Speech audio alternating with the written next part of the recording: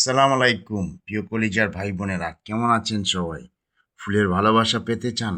ফুলের ভালোবাসা চান? আমি আছি ফুলের ভালোবাসার কাছে। যদি আপনি ভালোবাসেন তাহলে বলবেন।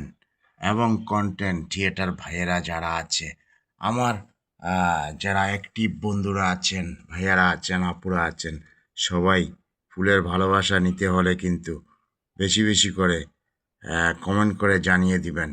এবং ফেসবুকে আমরা যারা কাজ করি সবাইকে কিন্তু অনেক শুভেচ্ছা, ভালোবাসা এবং সবার জন্য থাকবে বিশেষ করে হলুদ, লাল, নীল, সবুজ, গোলাপ, বেগুনি সব মিলিয়ে ফুলের ভালোবাসা।